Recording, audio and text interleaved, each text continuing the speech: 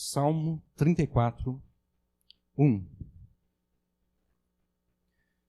Louvarei ao Senhor em todo o tempo, o seu louvor estará continuamente na minha boca. A minha alma se gloriará no Senhor, os mansos o ouvirão e se alegrarão. Engrandecei ao Senhor comigo e juntos exaltemos o seu nome. Porque eu busquei ao Senhor e ele me respondeu, livrou-me de todos os meus temores. Aqueles que olham para ele são iluminados e os seus rostos não ficam confundidos nem envergonhados. Clamou este pobre e o Senhor o ouviu e o salvou de todas as suas angústias, porque o anjo do Senhor acampa-se ao redor dos que o temem e os livra. Então, provai e vede que o Senhor é bom. Bem-aventurado o homem que nele confia. Temei ao Senhor, vós, os seus santos, porque nada falta aos que o temem. Os filhos dos leões necessitam e sofrem fome, mas aqueles que buscam ao Senhor, bem nenhum faltará. Vinde, então, meninos, ouvi-me, e eu vos ensinarei o temor do Senhor. Quem é o homem que deseja a vida, que quer largos dias para ver o bem? Guarda a tua língua do mal e os teus lábios de falarem o engano. Aparta-te do mal e faz o bem. Procura a paz e segue-a. Porque os olhos do Senhor estão sobre os justos e os seus ouvidos atentos ao seu clamor. E a face do Senhor está contra os que fazem o mal, para desarraigar da terra a memória deles. Os justos clamam e o Senhor os ouve e os livra de todas as suas angústias. Perto está o Senhor dos que têm o coração quebrantado e salva os contritos de espírito. Muitas são as aflições do justo, mas o Senhor o livra de todas. Ele lhe guarda todos os seus ossos, nem sequer um deles se quebra. A malícia matará o ímpio, os que odeiam o justo serão punidos. O Senhor resgata a alma dos seus servos, e nenhum dos que nele confiam será punido. Amém. Até aqui a palavra de Deus. Eu não gosto nem um pouquinho do uso de clichês. Os clichês são aquelas frases prontas que normalmente as pessoas usam. Eu não gosto de clichês e especialmente eu não gosto dos clichês religiosos. A razão para isso é simples. Esses clichês religiosos, eles são ditos ou escritos de forma impensada, barata e trivial, e eles acabam por banalizar, eles acabam por vulgarizar a verdade da palavra de Deus. E ao banalizar, ao vulgarizar a verdade da palavra de Deus, isso impede que a verdade da palavra de Deus tenha verdadeiro impacto na vida das pessoas. Por exemplo, quando eu ouço ou leio Deus é bom o tempo todo Deus é bom, eu fico um tanto quanto enjoado e irritado. Não porque eu não creia, não porque eu pense que Deus não seja bom, mas simplesmente porque essa frase ela banaliza, ela vulgariza a bondade de Deus. E eu posso dar um exemplo disso. Esses tempos, eu estava assistindo um vídeo de um cara que eu sei que ele despreza a Deus. Ele despreza a Deus com seus pecados. E, no entanto, ele estava falando acerca do apartamento que ele tem com vista para o mar. E ele diz, Deus é bom o tempo todo. O tempo todo, Deus é bom. O que essa pessoa que despreza a Deus com seus pecados poderia saber acerca da bondade de Deus para dizer que Deus é bom o tempo todo? E o tempo todo Deus é bom. O que ela sabe da bondade de Deus? Ela não sabe nada. Porque se ela soubesse alguma coisa acerca da bondade de Deus, a bondade de Deus teria efeito na vida dela, de modo que ela não desprezaria a Deus com seus pecados.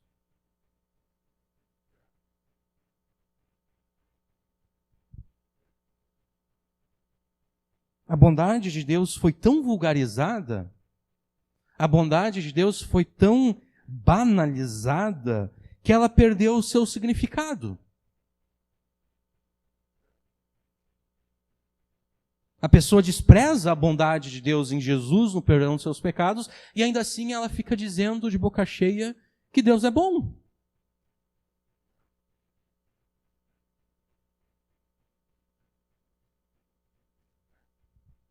Ele repete como um papagaio esse clichê religioso: Deus é bom o tempo todo Deus é bom, sem que de fato a bondade de Deus tenha verdadeiro impacto sobre a vida dele. Você realmente crê que Deus é bom o tempo todo? Se sim, se você crê que Deus é bom o tempo todo, eu vou acusar vocês. Porque você é negligente ao desempenhar a responsabilidade que Deus te deu. Que responsabilidade é essa? Bom, a responsabilidade de levar outras pessoas a experimentarem a bondade de Deus.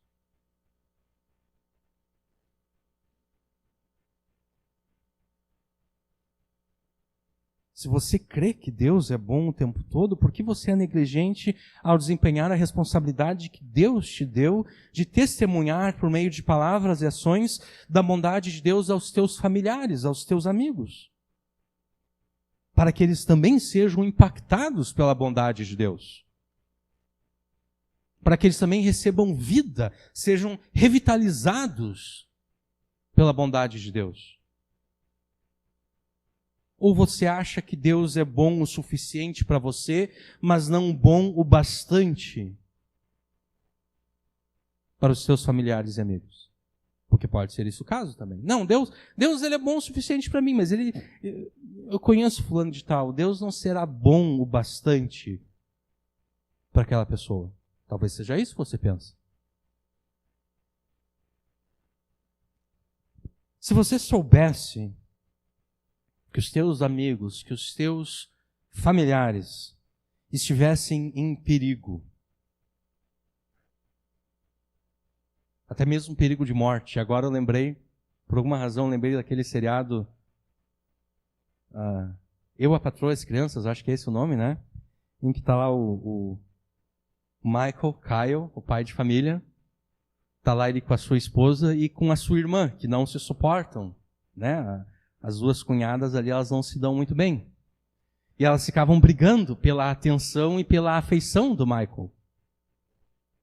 E daí elas perguntaram, se nós duas estivéssemos nos afogando, o que tu faria?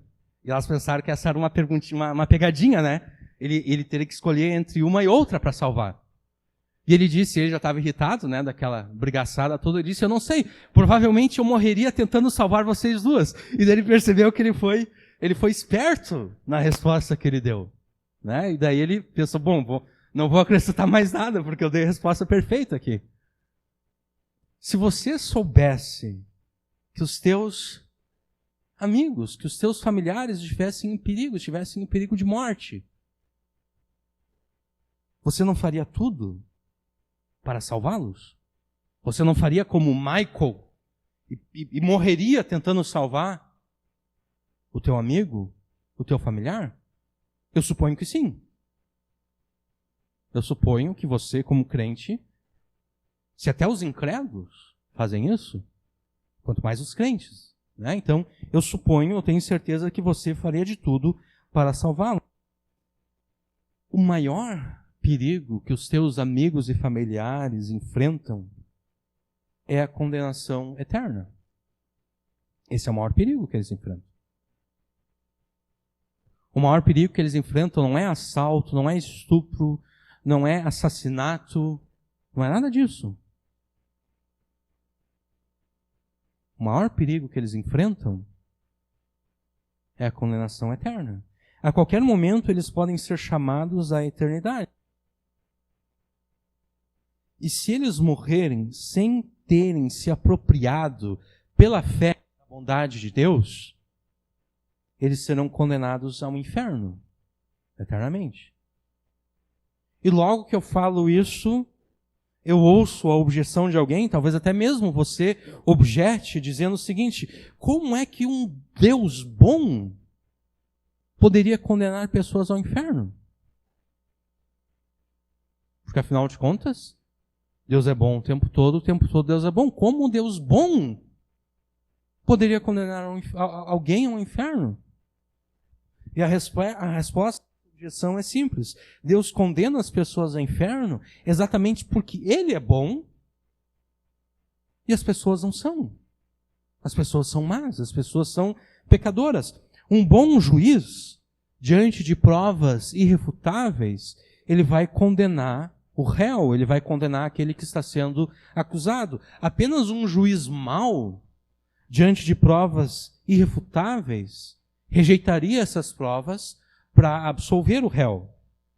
Deus é um bom juiz. Deus é um juiz que não corrompe a justiça.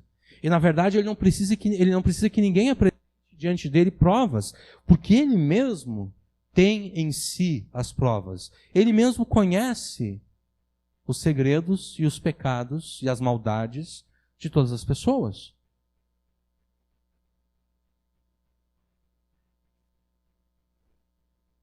Inclusive, os segredos, pecados e maldades dos teus familiares e amigos. Ele conhece, ele sabe, ele viu, ele estava presente quando todas essas coisas, quando os teus amigos e familiares pecaram contra ele.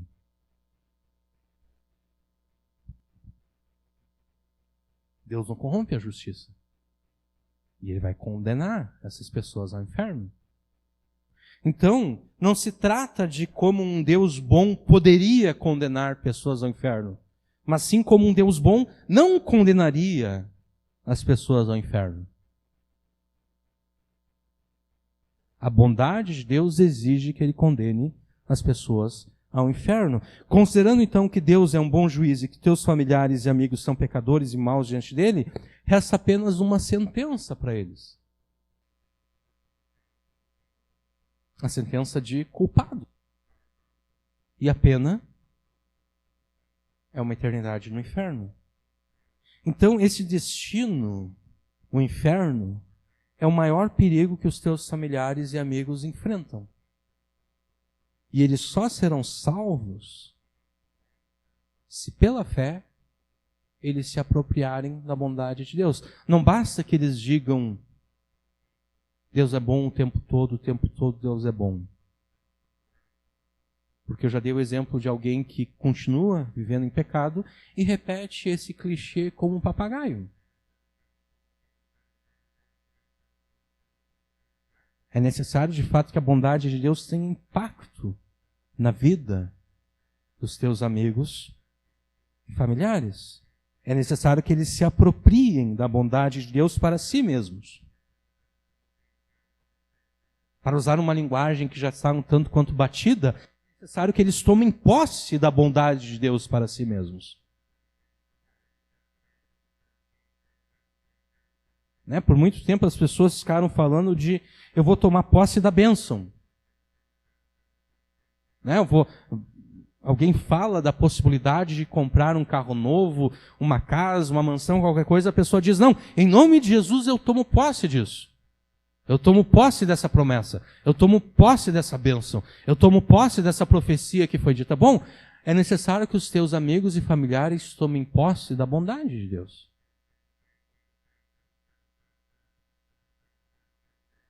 Mas como eles poderiam se apropriar da bondade de Deus? Como eles poderiam tomar posse da bondade de Deus se você não os convida a isso?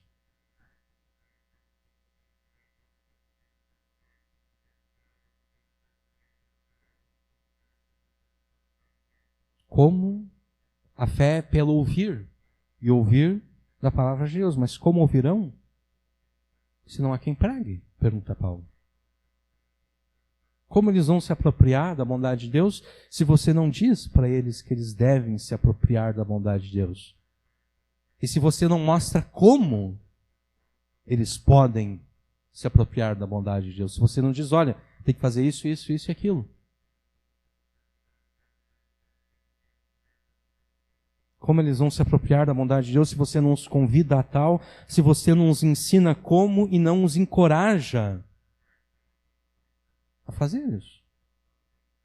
A bondade de Deus que te impactou e te trouxe vida deveria te levar a fazer tudo ao teu alcance para que os teus familiares e amigos também sejam, por ela, impactados e revitalizados. No entanto, o clichê religioso que nós citamos no início te tornou indiferente à bondade de Deus. Você até diz que Deus é bom, você até publica nas redes sociais que Deus é bom o tempo todo Deus é bom, mas a bondade de Deus, de fato, não significa nada para você.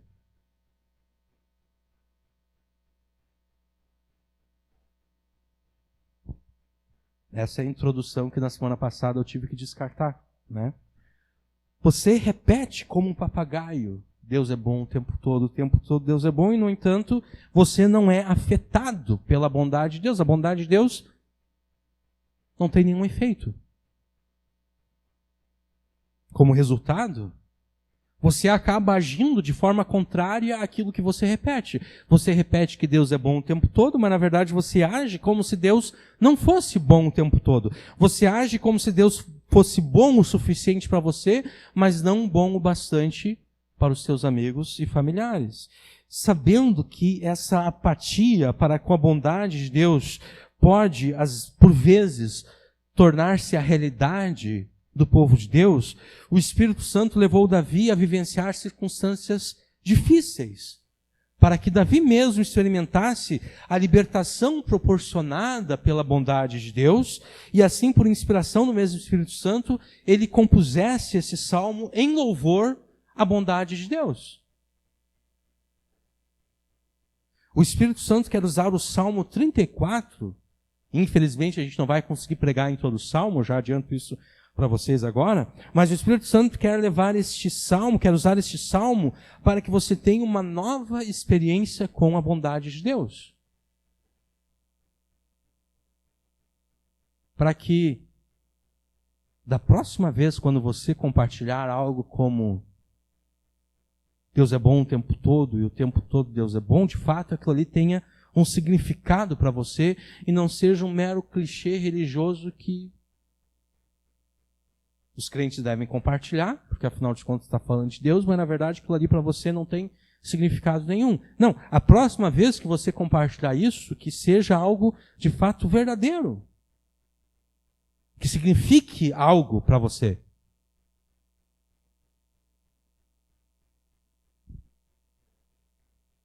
Para que a bondade de Deus impacte a tua vida, te revitalize, para que então você se junte a Davi, ao Espírito Santo, no convite que o verso 8 faz aos seus familiares e amigos. Provai e vede que o Senhor é bom.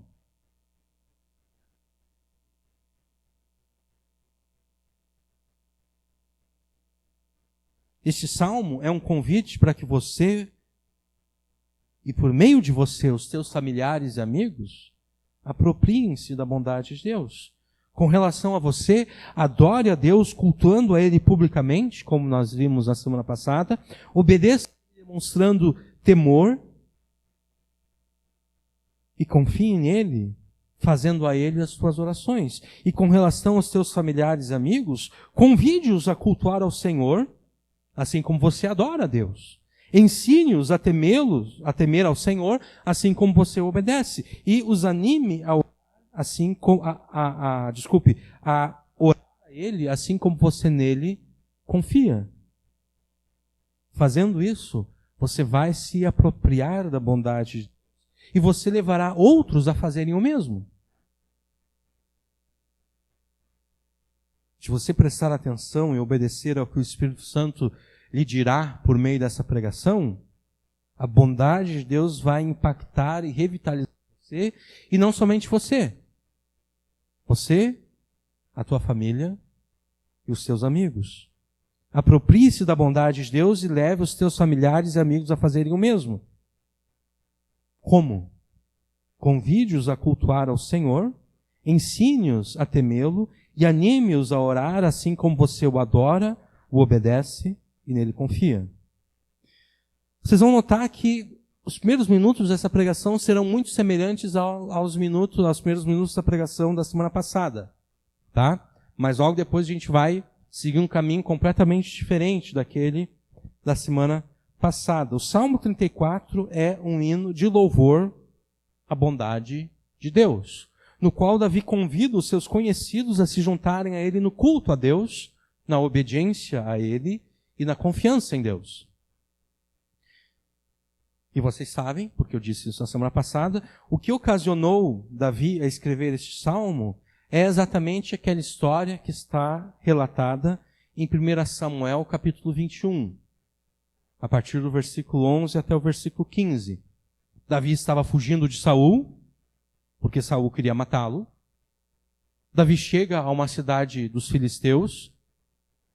Davi é levado até a corte do rei daquela cidade. E os servos daquele rei reconhecem Davi. Eles reconhecem Davi porque Davi, até alguns meses atrás, tinha sido o principal comandante do exército de Israel. Davi pensa, agora eu me dei mal. O meu objetivo aqui era passar desapercebido nessa cidade filisteia para que Saul não me matasse. Agora os filisteus eles vão me matar como vingança, porque eles sabem quem eu sou. Então o que Davi faz? Davi se finge de louco. Davi começa a deixar a saliva escorrer pela barba, ele começa a esgravatar nas portas, nas paredes. Ele começa a agir como se fosse um homem fora de si. Só que o que 1 Samuel 21 não relata é que enquanto estava fazendo isso, enquanto se fingia de louco, Davi orava a Deus para que Deus o livrasse daquela circunstância. E a estratégia de Davi deu certo. O rei daquela cidade disse, não, isso aqui não pode ser Davi. Esse cara aqui é um homem louco. E expulsou ele. E Davi se viu livre dos seus inimigos. E então ele foge daquela cidade e ele vai para a caverna de Adulão. É interessante notarmos que Davi uniu as duas coisas, né? Davi uniu a oração com estratégia, com a inteligência. E quando o seu plano de fingir-se de louco deu certo, Davi atribuiu o livramento que ele recebeu não a si mesmo, não a sua própria inteligência ou estratégia, não. Atribuiu a bondade de Deus, que é o que nós temos aqui no Salmo 34. E mais adiante nós veremos como é que nós devemos usar todos os dons de Deus como coisas, como nós devemos enxergar todos os dons que Deus nos deu como aliados e não como inimigos. Porque às vezes nós enxergamos a inteligência como inimiga da oração. Nós pensamos, por exemplo, não, tu tem que esperar em Deus. Nós pensamos que esperar em Deus significa ficar paralisado. Isso nós veremos mais adiante. Davi começa esse salmo de louvor à bondade de Deus, afirmando que ele louvará o Senhor em todo o tempo, que continuamente ele cantará os louvores do Senhor. Como nós vimos na semana passada, a palavra hebraica traduzida aqui como louvarei significa literalmente abençoar, significa falar uma palavra boa acerca de alguém. Nós somos abençoados por Deus quando Deus fala uma palavra boa a nosso respeito. Se estamos doentes, por exemplo, nós queremos que Deus fale uma palavra que nos traga cura. Nós queremos que Deus diga, haja cura, seja curado. É isso que nós queremos. Assim como na criação, quando Deus falou palavras boas, e todas as coisas boas que Deus falou vieram a existir, assim também é quando nós somos abençoados por Ele. Ele fala uma palavra boa a nosso respeito, e a palavra boa que Ele falou a nosso respeito vem a existir. Traz à existência exatamente aquilo que Ele falou a nosso respeito. Isso é o ato de Deus nos abençoar. Nós somos abençoados por Deus quando Ele fala uma palavra boa a nosso respeito. Nós abençoamos a Deus. Nós bendizemos a Deus. Nós falamos palavras boas a Deus. Sempre em resposta às palavras boas que Ele falou a nosso respeito. Que nós não temos a capacidade de abençoar a Deus da mesma forma que Ele nos abençoa. Né? Nós não temos o poder de trazer à existência as palavras que nós falamos. E de fato Deus não precisa que nós façamos isso. Deus não tem necessidade disso. Deus quer ouvir a bênção das nossas bocas, Deus quer ouvir as palavras boas das nossas bocas como resposta à bondade dEle ao falar palavras boas a nosso respeito. Deus falou uma palavra boa, uma palavra de libertação acerca de Davi, e Davi foi liberto. E por isso mesmo agora ele quer falar palavras boas acerca de Deus. Mas Davi não quer bendizer a Deus de modo aleatório, improvisado, sem raciocínio, sem inteligência, sem a possibilidade de levar outros a bendizer a Deus também. Davi quer que as palavras boas que ele dirá acerca de Deus sirvam para retratar acerca do renome, acerca da reputação de Deus. Para que o restante das pessoas conheçam a Deus por meio das suas palavras. E é isso que está por trás exatamente da palavra louvor. No versículo 1. Louvarei ao Senhor em todo o tempo, o seu louvor estará continuamente na minha boca. Versículo 2. A minha alma se gloriará no Senhor, os mansos o ouvirão e se alegrarão. Davi não quer gloriar-se a si mesmo nas suas próprias capacidades, nas suas próprias possibilidades. Davi não quer ser reconhecido pelas suas próprias capacidades e qualidades. Davi quer ser reconhecido pelo relacionamento que ele tem com Deus. Esse é o sentido da frase, a minha alma se gloriará no Senhor. Nós normalmente queremos nos gloriar em nós mesmos. Olha como eu sou bom, olha como eu sou esperto, inteligente. E ultimamente as pessoas se gloriam na própria beleza, né? Um dos efeitos das redes sociais. As pessoas postam fotos de si, elas tiram fotos de si, obviamente elas não postam aquelas fotos que não são, em que a pessoa não aparenta assim ser tão bonita quanto ela é. E o pior disso é que as pessoas usam filtros, né? Elas editam as imagens para parecerem mais bonitas do que de fato elas são. E o pior... Eu ia falar uma coisa, mas não vou falar. Os crentes devem se gloriar no Senhor. O nosso orgulho não deve estar em nós mesmos. O nosso orgulho deve estar em Deus. Nós devemos nos orgulhar de Deus. A minha alma se gloriará no Senhor.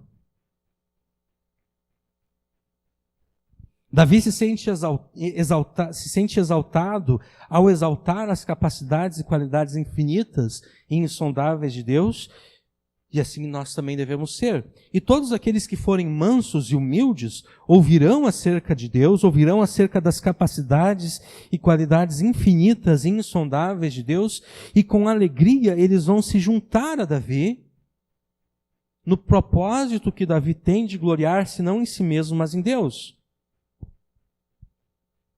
Os mansos ouvirão e se alegrarão, versículo 3, engrandecei ao Senhor comigo e juntos exaltemos o seu nome. Davi então convida todos os que estão ao seu redor para que eles engrandeçam ao Senhor com ele e para que juntos eles exaltem o nome de Deus.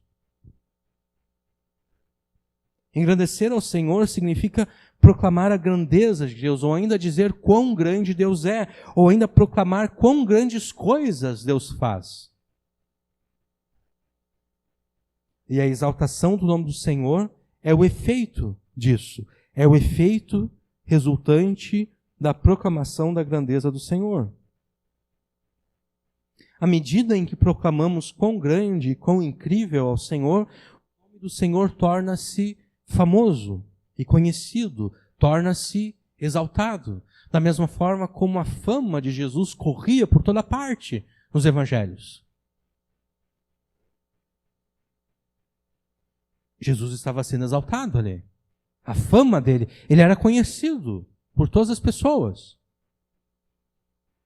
O nome dele era conhecido. A gente não percebe isso, mas Jesus era um nome comum no primeiro século. Era comum os pais judeus darem o nome de Jesus aos seus filhos. E, no entanto, todos sabiam, quando alguém falava de Jesus estar chegando ali, as pessoas não ficavam perguntando, não, mas qual de todos os Jesus que eu conheço é que está chegando? Não, elas sabiam que era o Jesus de Nazaré.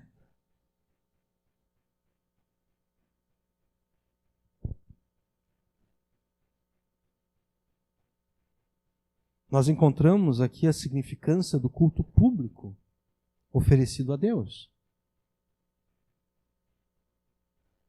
Porque o culto público é o testemunho público que a igreja dá ao mundo acerca de Deus, acerca de Jesus.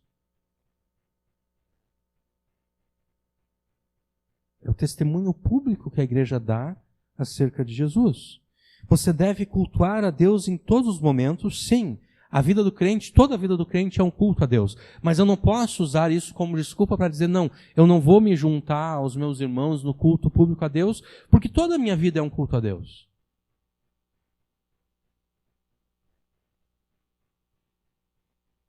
Toda a minha vida é um culto a Deus, sim, mas existem momentos específicos em que a igreja deve se juntar para publicamente adorar a Deus.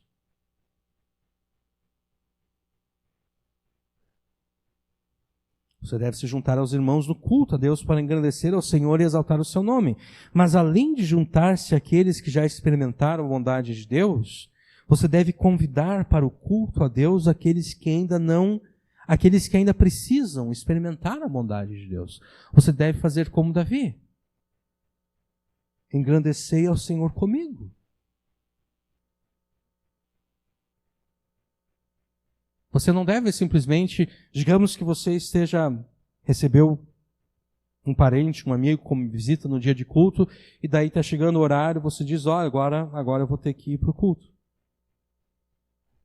Como quem diz, vai embora. Não, tenho compromisso agora. Não, você tem que dizer para essa pessoa, engrandeça o Senhor comigo. E juntos, vamos exaltar o seu nome. Porque o teu parente, o teu amigo, eles são idólatras.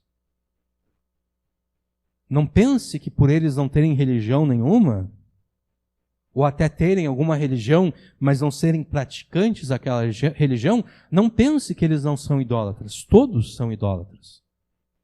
O ser humano foi criado para adorar a Deus. E isso não mudou com a queda. A diferença é que a queda mudou o foco do ser humano de Deus para qualquer outra coisa.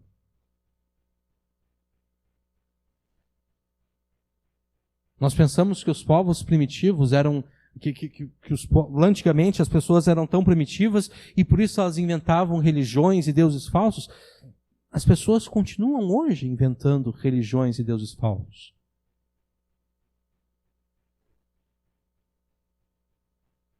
Não tem aparência externa de religião, mas continua tendo. Não tem a aparência externa de idolatria, porque você não vê as pessoas se prostrando diante de um ídolo, mas continua sendo idolatria. As pessoas cultuam o dinheiro. Se a vida da pessoa gira em torno de fazer cada vez mais dinheiro, de ganhar cada vez mais dinheiro, a pessoa adora a mamon, ao dinheiro. Ela serve ao dinheiro.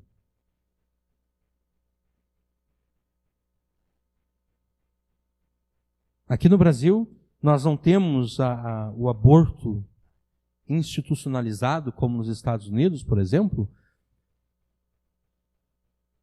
Mas lá, a maioria das pessoas, a maioria das mulheres que vão fazer aborto, elas estão sacrificando aqueles que seriam seus filhos, na verdade, os filhos delas, elas estão sacrificando aos seus filhos no altar do dinheiro, no altar de Mamon. Por quê? Porque a pessoa pensa, não,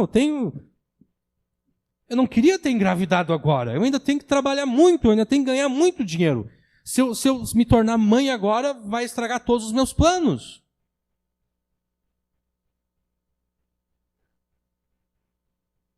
Então ela vai lá e aborta o seu filho ainda não nascido. No altar de Mamon, no altar do dinheiro.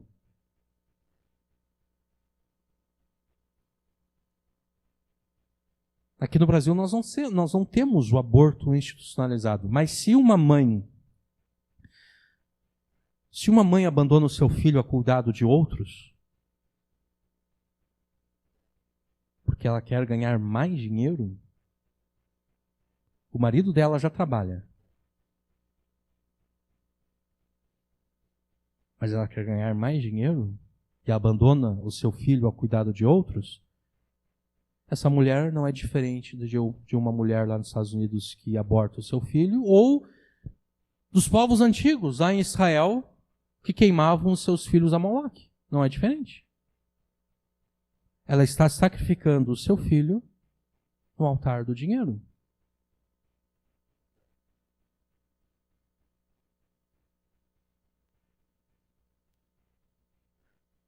Não parece que essa mulher é religiosa, né?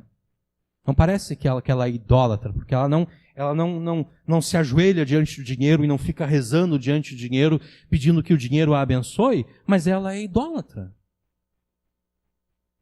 Ela continua sendo idólatra.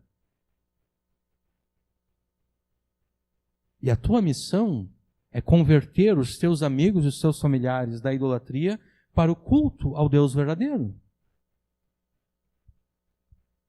A tua missão é dizer aos teus familiares e amigos que eles devem abandonar todo tipo de idolatria e devem engrandecer ao Senhor contigo. E juntar-se a você no louvor a Deus. E juntos exaltemos o seu nome.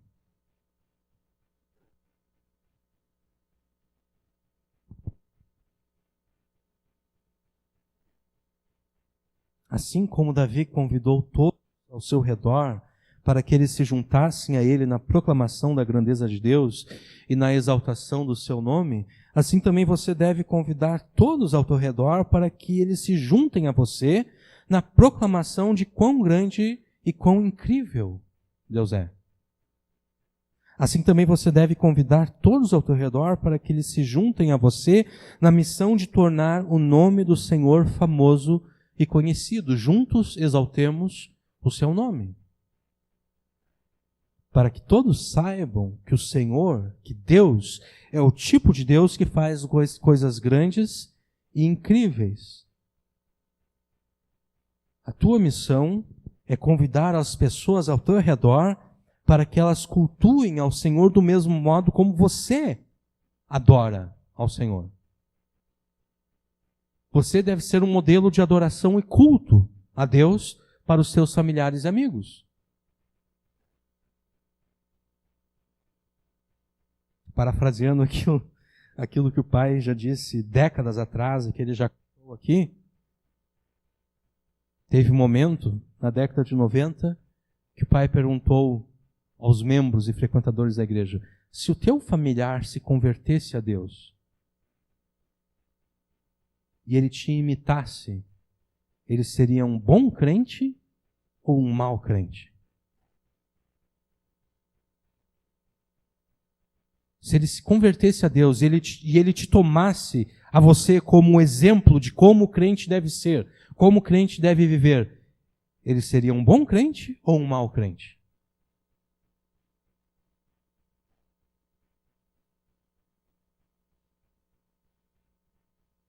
Você deve ser o modelo de culto e adoração ao verdadeiro Deus, para que os teus familiares e amigos se convertam da idolatria deles ao verdadeiro Deus.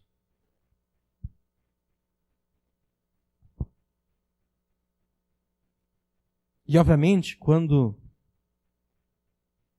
nós afirmamos isso, que você deve convidá-los ao culto a Deus, nós estamos aqui pressupondo a pregação do Evangelho a essas pessoas, né? Quando afirmamos que a tua missão é imitar a Deus e convidar as pessoas...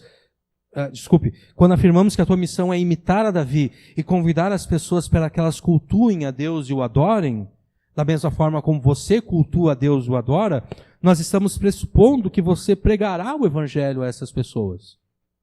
Né? Obviamente, não é um convite barato, não, vamos lá, vamos no culto. Não que esteja errado você convidar alguém para vir no culto, mas não é só isso.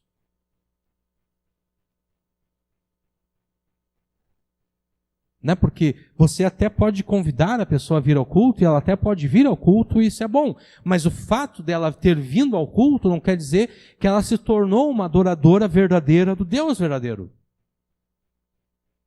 Né? Então, nós não estamos tratando dessa coisa assim tão rasa. Não, nós estamos pressupondo que você está pregando o Evangelho a essas pessoas.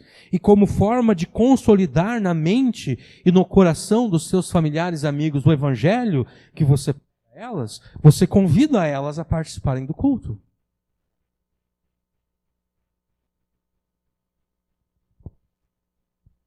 Mas como deve ser a pregação do Evangelho que você fará aos seus familiares e amigos? Bom, o versículo 4 nos dá a resposta, ou pelo menos nos dá a direção.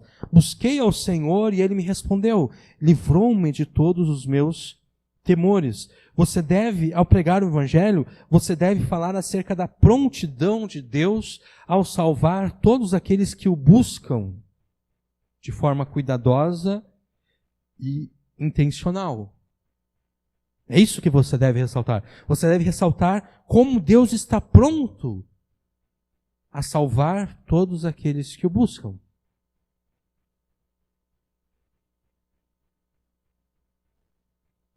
O versículo 4, aqui no Salmo, é nesse versículo a primeira vez que Davi menciona a motivação da sua adoração a Deus. Como eu disse antes, Davi estava na presença do rei da cidade filisteia de Gate, os servos daquele rei reconheceram Davi, Davi pensou, agora eu vou morrer, Davi começa a se fazer de louco, e ele, enquanto se faz de louco, ele ora a Deus. E Deus o livra, e Deus o salva. Deus respondeu positivamente à oração de Davi. E Davi expressa isso afirmando que Deus o livrou de todos os seus temores.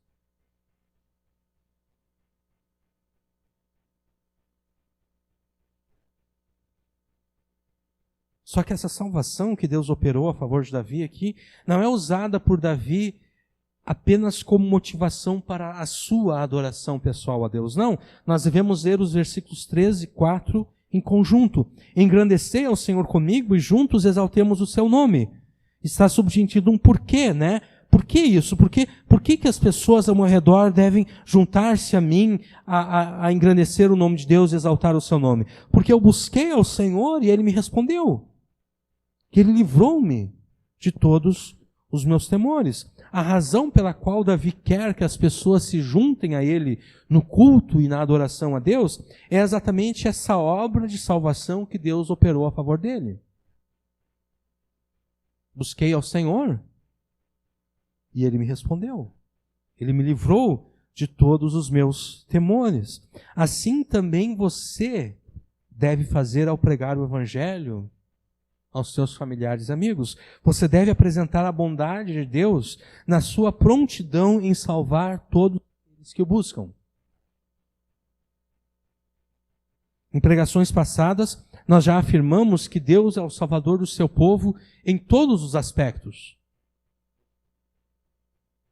No perdão dos pecados, como nós vimos no Salmo 32, na libertação de situações em que a pessoa está em perigo de morte, aqui como no Salmo 34, Deus é o Salvador do seu povo em todos os aspectos.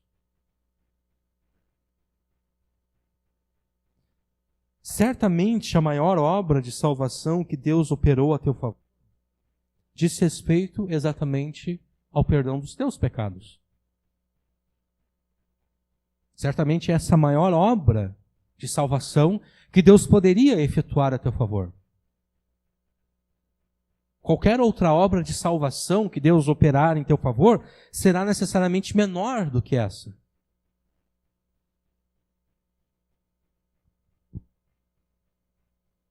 Então, conforme nós afirmamos na introdução dessa mensagem, na pregação que você faz aos seus familiares e amigos, você deve enfatizar o pecado deles, a maldade deles, que é a causa da condenação deles. Porque se você diz que Deus está disposto a salvar, Deus está pronto a salvar todos aqueles que o buscam, mas você não diz acerca, não diz do que eles precisam ser salvos.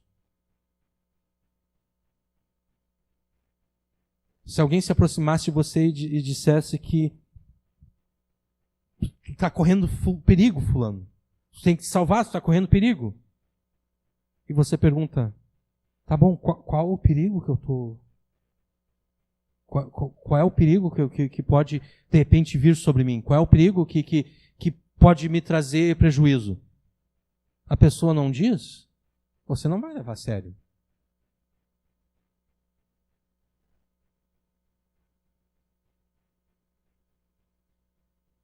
Não faz sentido você falar acerca da prontidão de Deus em salvar os seus familiares e amigos e não dizer a eles por que eles precisam ser salvos e do que eles precisam ser salvos.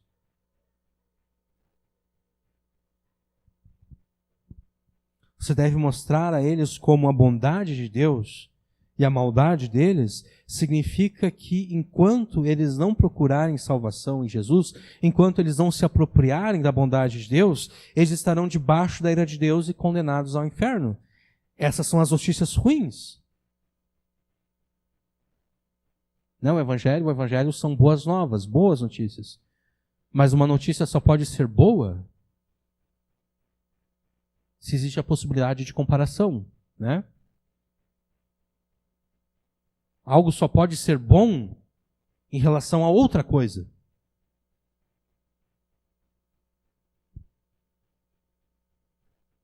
Só existem as boas novas porque existem as notícias más. Se não existissem as notícias más, as boas novas não seriam boas novas.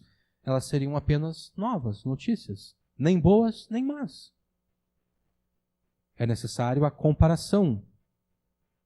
É necessário que seja feito o contraste. Você deve primeiro apresentar as notícias ruins, mas você não pode parar nas notícias ruins. Você deve então avançar para as notícias boas. Você deve apresentar as boas novas. E quais são as boas novas? As boas novas são que o mesmo Deus que julgará e condenará os teus amigos e familiares ao inferno, este mesmo Deus se oferece como salvador deles. O mesmo juiz que condena é aquele que se oferece como salvador. O juiz que condena é aquele que diz, olha, eu posso te livrar dessa condenação. Mas ele não fala isso esperando algum tipo de vantagem. Ele não fala isso esperando algum tipo de suborno. Né? Isso é algo que nós esperaríamos de um juiz brasileiro. Né? O juiz está lá, pronto a condenar alguém. Ele diz, olha, eu posso te livrar. Como, por exemplo, agora está acontecendo com o Moro. Né? Tem esse advogado aí, o Tacla Duran, que está dizendo que ele foi chantageado pelo Moro e pelo Deltan Dallagnol, se não me engano também, se ele desse uma quantidade de dinheiro, ele ficaria livre. E segundo ele deu, e segundo ele tem provas disso. Vamos ver se de fato ele tem provas ou não. Se isso de fato aconteceu, o Moro disse para esse advogado, olha, eu vou te condenar, mas eu posso te livrar também. Ele falou isso esperando receber alguma coisa por fora. Jesus fala isso para os seus familiares e amigos, mas Jesus não fala esperando um tipo de suborno. Jesus fala oferecendo graça. Olha, se tu te arrepender dos seus pecados, se tu crê em mim, e se tu me obedecer, está livre da condenação.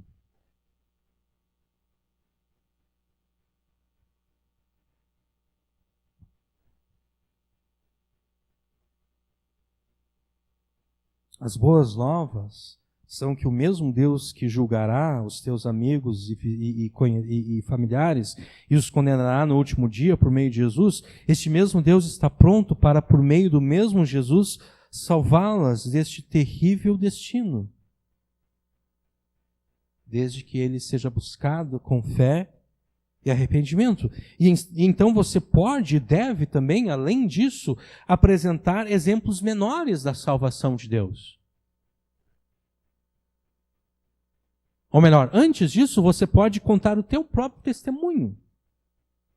Como você mesmo foi salvo. Dizer, olha, né, os teus amigos, os teus parentes, provavelmente eles te conheciam, né? Eles conheciam os teus pecados. Então você pode dizer, olha, sabia o que eu fazia, né?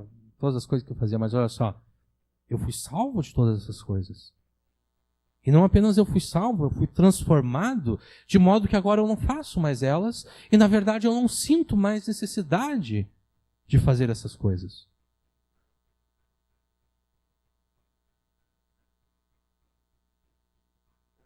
E aí sim, você pode apresentar exemplos menores da bondade de Deus. Assim como Davi faz aqui, ele diz, olha, eu estava naquela situação terrível, eu orei a Deus e Deus me livrou.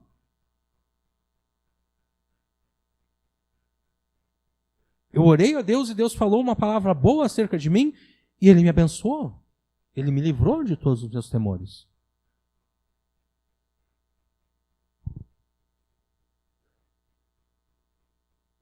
Versículo 6. Desculpe. Versículo 5. Olharam para ele e foram iluminados. E os seus rostos não ficaram confundidos. O versículo 5 aqui, ele seria melhor traduzido não como um relato de um acontecimento passado, como está aqui, né? Olharam para ele e foram iluminados, os seus rostos não ficaram confundidos. Ele deveria ser melhor traduzido como a afirmação de uma verdade eterna. Aqueles que olham para ele são iluminados. Aqueles que olham para Deus são iluminados e os seus rostos não ficam envergonhados nem confundidos. Davi aqui está insistindo para que as pessoas ao seu redor busquem a Deus, assim como Davi busca a Deus. E é isso que você deve fazer. Você deve insistir para que os seus familiares e amigos busquem ao Senhor, assim como você o busca. E você deve dizer, olha, aqueles que olham para Deus, eles são iluminados, os seus rostos não ficam confundidos. Olhar para Deus aqui tem o sentido de considerar Deus como o único recurso disponível. Deus é o único recurso disponível. Deus é o único que pode resolver a circunstância, que pode resolver o problema. Ele é o único. Não existe nenhum outro. Não existe outra possibilidade. Ou é Deus, ou então não é nada. Esse é o sentido de olhar aqui, aqueles que olham para Ele, aqueles que buscam a Deus como quem está atrás do único recurso disponível, esses são iluminados. Ser iluminado aqui se contrapõe a ficar com o rosto confundido. Rosto confundido aqui tem o sentido de ficar envergonhado, de ficar perplexo. Né? A pessoa que confiou em Deus e Deus não correspondeu à sua confiança, ela fica com o rosto perplexo. ela fica com o rosto confundido, ela fica com o rosto envergonhado, porque ela diz: eu confiei em Deus e Deus traiu a minha confiança. Aqueles que olham para Deus, aqueles que oram para Ele, são iluminados, ou seja, os seus rostos não ficam confundidos. Eles não ficam com a aparência de alguém que se sentiu traído. E eu sei que isso levanta muitas questões. Eu vou responder essas questões na semana que vem, quando nós tratarmos um pouco mais acerca da oração. Porque enquanto eu faço isso, logo eu me lembro, né, de como nós oramos pela Indiara no ano passado. E até mesmo pelo pai da Indiara antes disso. E esse ano pela dona Dalva também. E ainda assim, parece que Deus traiu essa confiança. Mas isso eu vou responder na semana que vem. Quando você considera Deus como o único recurso que está disponível, isso muda a forma como você busca Deus, né? Enquanto você considera Deus como apenas mais uma possibilidade dentre tantas, você até busca Deus, mas você busca Deus de forma displicente. Você até busca Deus, mas você diz: bom, se Deus não resolver, ainda eu tenho essa possibilidade, aquela outra possibilidade, eu posso fazer isso, eu posso fazer aquilo. Então eu não preciso me preocupar em buscar tanto a Deus assim, porque se Deus falhar, eu resolvo de outra forma.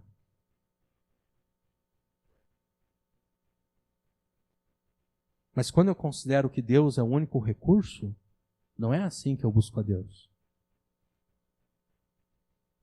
Não é assim que você busca Deus. Quando Deus é, de fato, o único recurso, você busca Deus e você se agarra a Deus e você não deixa Deus fugir até que Deus te abençoe. Assim como Jacó se agarrou ao anjo e não permitiu que o anjo fosse embora até que o anjo o abençoasse, até que o anjo do Senhor, que nós vamos ver daqui a pouco, até que o anjo do Senhor falasse uma palavra boa acerca de Jacó.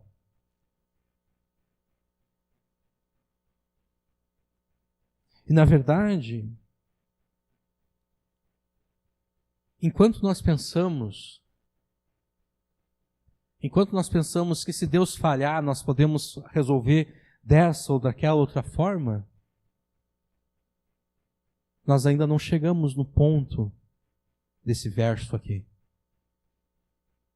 Porque, na verdade, tudo na vida do crente deveria ser encarado como Deus sendo o único recurso possível.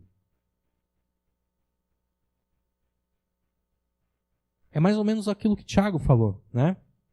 Não, mas olha só, a gente vai abrir esse negócio aqui, nós vamos negociar, nós vamos fazer dinheiro, né? Nós vamos prosperar.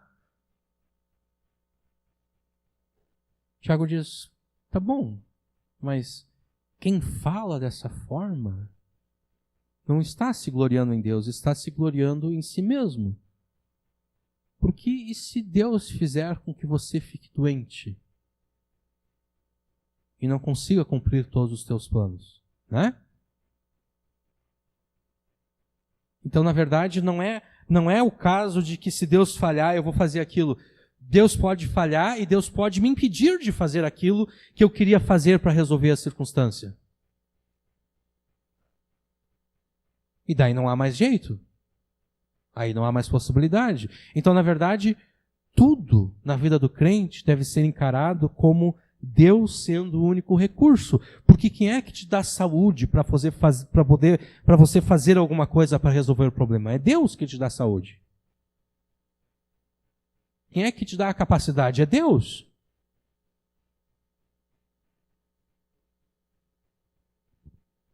Sim, a própria vida, Deus pode dizer, e se eu te matar agora, como é que vai resolver o problema? Tu não vai resolver o problema.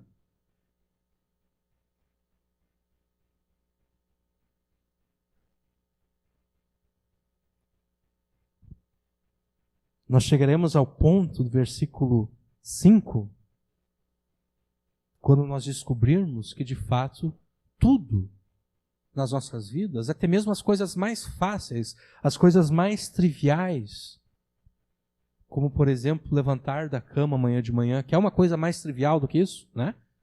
A gente vai dormir hoje de noite, que a coisa mais comum é que amanhã de manhã nós nos levantemos das nossas camas.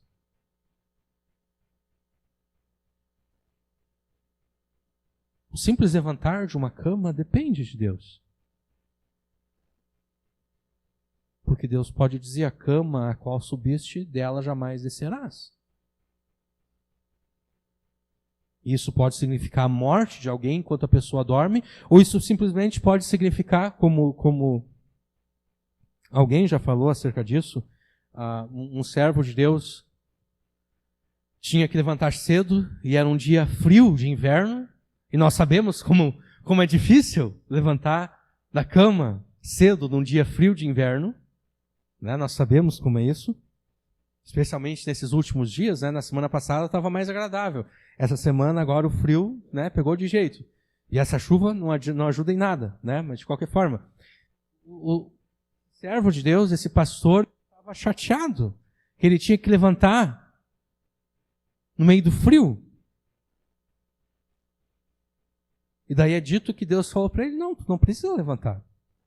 Eu posso te deixar paralisado, daí tu nunca mais vai precisar levantar da cama, tu vai ficar na cama a tua vida inteira. Eu posso deixar na cama a tua vida inteira se tu quiser. Aí disse que o cara, rapidinho, levantou da cama. Né? Quer dizer, o próprio levantar-se da cama depende de Deus.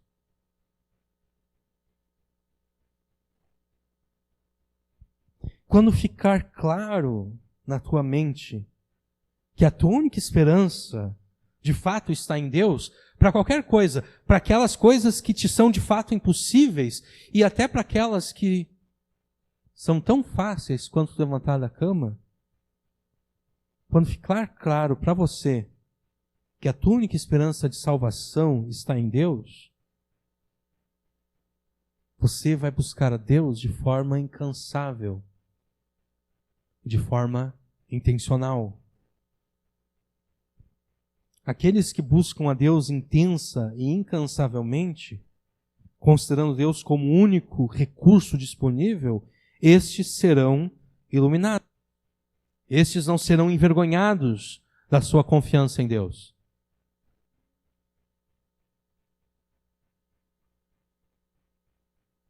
Em outras palavras, aqueles que buscam a Deus de forma intensa e incansável, considerando que Deus é o seu único recurso, eles serão atendidos por Deus. De uma forma ou de outra, eles serão atendidos por Deus. E esse de uma forma ou de outra quer dizer que Deus até pode responder negativamente aquilo que está sendo pedido. Mas mesmo a resposta negativa de Deus está cooperando para o bem. Essa é parte da resposta que eu vou dar na semana que vem, que eu já adiantei para vocês agora. Davi, então, complementa o seu argumento, pelo qual ele convida as pessoas ao seu redor a engrandecer ao Senhor e com ele exaltar o seu nome, com 2 versículos, os versículos 6 e o versículo 7. Clamou este pobre e o Senhor o ouviu e o salvou de todas as suas angústias. O versículo 6, vocês percebem aqui que ele é paralelo ao versículo 4. Né? O versículo 4, busquei o Senhor e ele me respondeu, livrou-me de todos os meus temores. O versículo 6, clamou este pobre e o Senhor o ouviu e o salvou de todas as suas angústias. Então aqui, Davi está repetindo a mesma ideia com outras palavras. Ou seja, ele está reforçando a sua argumentação do porquê ele quer louvar a Deus e do porquê as outras pessoas ao seu redor devem louvar a Deus. E então o versículo 7. O anjo do Senhor acampa-se ao redor dos que temem e os livra. A razão pela qual no versículo 5, aqueles que olham para o Senhor são iluminados e não ficam confundidos, está no versículo 7. Por que aqueles que olham para Deus são iluminados e não são confundidos? Versículo 7, porque o anjo do Senhor acampa-se ao redor dos que o temem e os livra. Quem aqui já leu o Antigo Testamento pelo menos uma vez? Completo. Vocês já perceberam que existe um personagem que aparece de tempos em tempos no Antigo Testamento? Esse personagem é o anjo do Senhor. De tempos em tempos, o anjo do Senhor aparece na narrativa do Antigo Testamento. E existe algo estranho acerca desse anjo do Senhor. Porque na primeira vez que ele aparece, ou nas primeiras 2, 3 vezes, parece que ele é apenas um anjo como qualquer outro, como Gabriel, como Miguel, na teologia católica como Rafael, né? Rafael não existe, né? Rafael acho que só aparece nos livros apócrifos, que a Igreja Católica tenha mais no Antigo Testamento. Não aparece no Antigo Testamento de fato, né? Mas vamos brincar aqui. Um anjo normal como Miguel, Gabriel ou Rafael. Mas na verdade a gente percebe que esse anjo do Senhor ele é diferente. O anjo do Senhor recebe adoração no Antigo Testamento. Ele é adorado. Ele recebe a honra do próprio Deus. Deus diz acerca do seu anjo: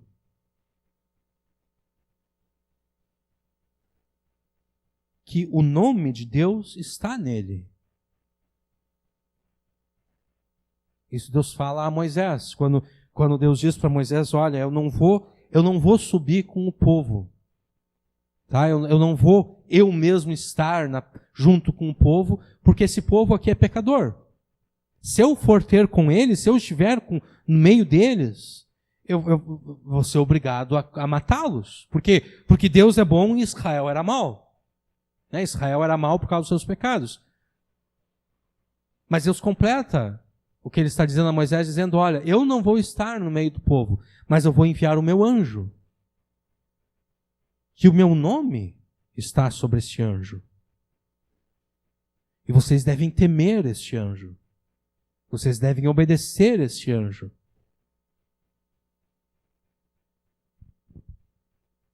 As aparições do anjo do Senhor são, na verdade, manifestações visíveis do próprio Deus.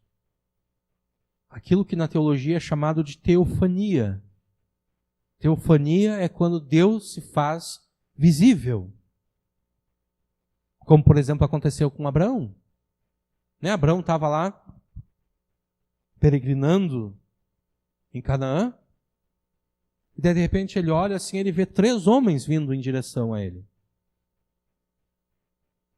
E ele oferece pousada àqueles homens. Né? Ele oferece comida àqueles homens. E daí a narrativa é interrompida, porque daí Davi comenta Deus, no seu diálogo interno, na verdade no seu monólogo interno, Deus dizendo: será que eu devo ocultar alguma coisa a Abraão? Porque afinal de contas, eu sei que Abraão será uma grande nação, ele vai ordenar os seus filhos para que eles me obedeçam.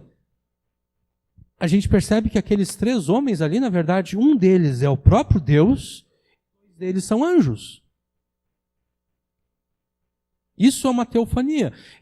Depois, quando Abraão está intercedendo a favor de Sodoma, a intenção de Abraão não é tanto salvar a cidade de Sodoma, mas é salvar Ló e a família de Ló, que estão em Sodoma e Gomorra.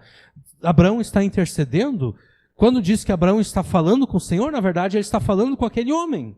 Aquele homem é o Senhor, que veio até ele de forma visível.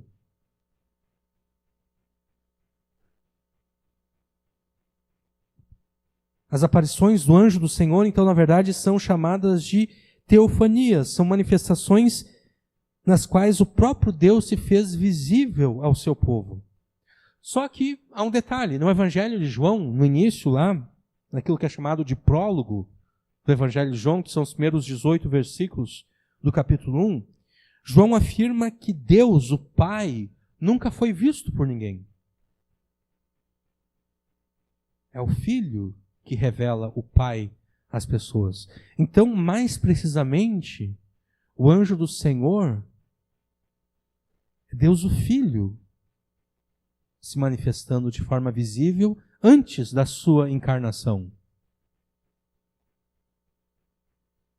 E agora a gente entende por quê. Porque Deus, o Pai, diz a Moisés, olha, eu não posso ir no meio do povo. Porque se eu for, eu vou matá-los. Por causa dos pecados deles. A minha santidade e a minha bondade não suportam os pecados deles, eu vou matá-los. Mas eu vou enviar o meu anjo. Jesus estava presente no meio de Israel, enquanto eles peregrinavam no deserto, já como um mediador entre Deus e Israel, antes mesmo da sua encarnação.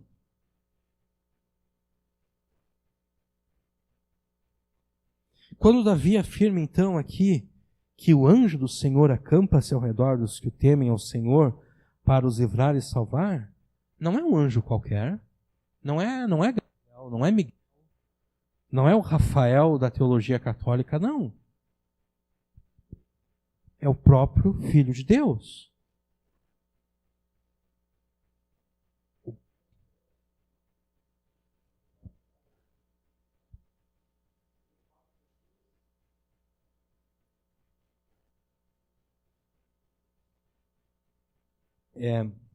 Se eu não me engano, quem ensina isso são os testemunhas de Jeová. Tem alguns cristãos que afirmam isso, mas na verdade não é correto afirmar isso. Porque o Miguel é um arcanjo, é um dos principais anjos de Deus, mas ele continua sendo um anjo, ele continua sendo uma criatura. Jesus é o criador dos anjos. Quem ensina isso são os testemunhas de Jeová, exatamente porque eles querem dar uma posição exaltada a Jesus, mas não tão exaltada a ponto de chamar Jesus de Deus. Então eles dizem que Jesus é Miguel. Não, Jesus é o criador de Miguel. Foi Jesus. Em Colossenses aparece que é no Filho que as potestades foram criadas, Os poderes, os tronos, os poderes angélicos foram criados em Jesus, por Jesus e para Jesus. Está escrito em Colossenses. Então a gente sempre tem que manter a distinção entre o Criador e a criatura. Jesus se fez homem, sim, Jesus entrou na criação, Jesus se tornou como nós, mas ele continua existindo uma distinção entre ele como Filho eterno de Deus, como Criador, e nós como criaturas. Então, quando Davi afirma que o anjo do Senhor acampa-se ao redor dos que o temem para os livrar e salvar, Davi não está falando de um anjo qualquer. Porque Davi, como rei de Israel, o rei de Israel, ele deveria fazer uma cópia da lei de Deus. Ele deveria ler na lei de Deus todos os dias. E Davi, pelos salmos que Davi escreve, fica claro que Davi conhecia bem a palavra de Deus. Davi conhecia as narrativas em que o anjo do Senhor aparecia. Davi tinha noção de que o anjo do Senhor não era uma mera criatura. O anjo do Senhor era o próprio Senhor. Então, quando ele escreve aqui que o anjo do Senhor acampa-se ao redor dos que o temem, ele está falando da versão não, é uma expressão quase até herética. Ele está falando de Jesus antes da própria encarnação de Jesus. Ele está falando do Filho de Deus. O Filho de Deus acampa-se ao redor daqueles que temem ao Senhor. Jesus sempre e continua tendo um especial interesse pelo povo de Deus. Jesus continua acampando-se ao redor daqueles que o temem.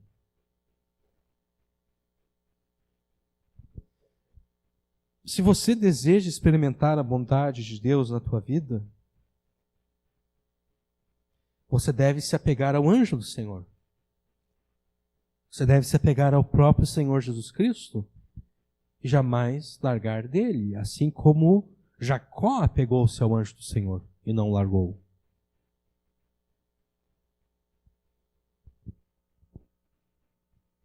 Se você deseja que os teus familiares e amigos experimentem a bondade de Deus nas suas vidas, você deve levá-los igualmente a se apegarem ao Senhor Jesus Cristo e a jamais largarem dele. Por meio da pregação do Evangelho, você deve levá-los a adorar e a cultuar a Deus somente.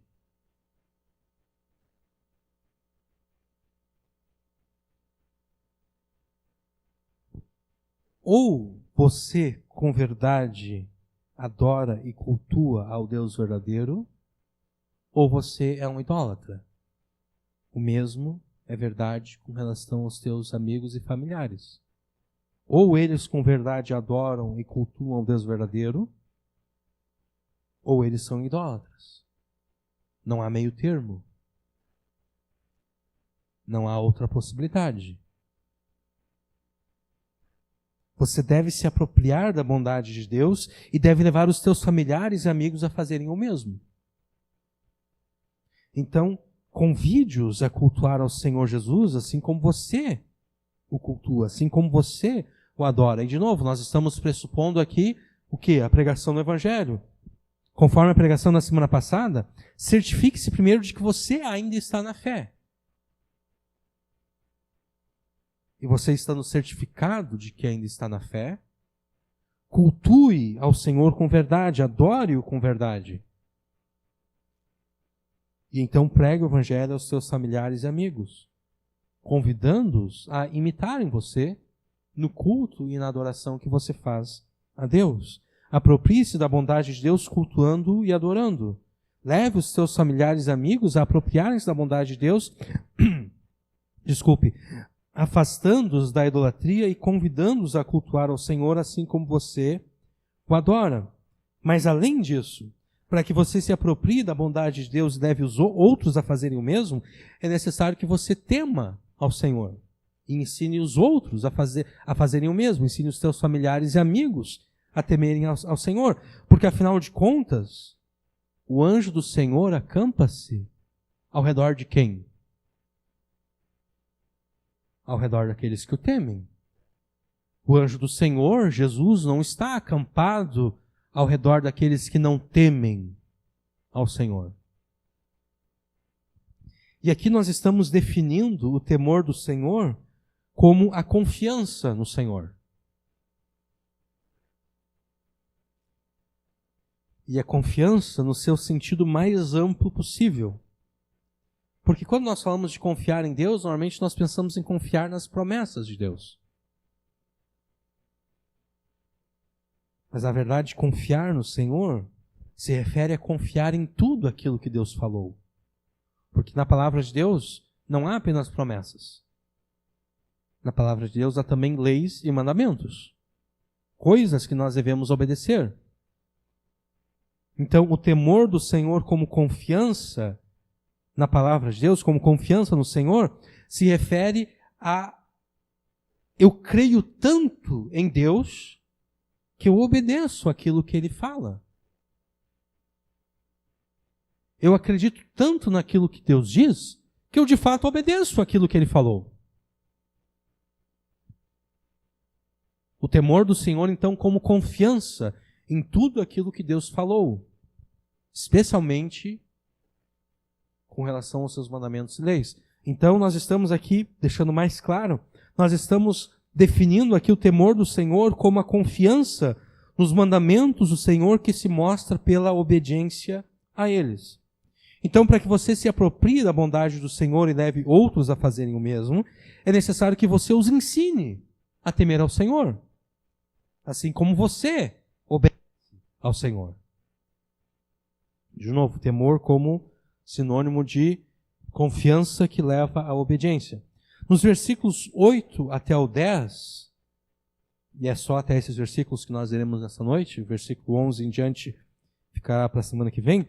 Nos versículos 11 até o 10, Davi apresenta as razões pelas quais as pessoas devem temer ao Senhor. Ou seja, as razões pelas quais as pessoas devem confiar nos mandamentos de Deus e obedecê-los. Versículos 8, 9 e 10. Provai e vede que o Senhor é bom. Bem-aventurado o homem que nele confia. Temei ao Senhor vós, os seus santos, pois nada falta aos que o temem. Os filhos dos Siões passam necessidade e sofrem fome, mas aqueles que buscam ao Senhor, bem nenhum lhes faltará. 2 vezes fala aqui de que não falta nada, né? Versículo 9, nada falta aos que o temem. E versículo 10, aqueles que buscam ao Senhor, bem nenhum faltará. No versículo 8, Davi convida os seus ouvintes e leitores a provarem e verem que o Senhor é bom. E a bondade do Senhor é tal que aqueles que nele confiam são bem-aventurados.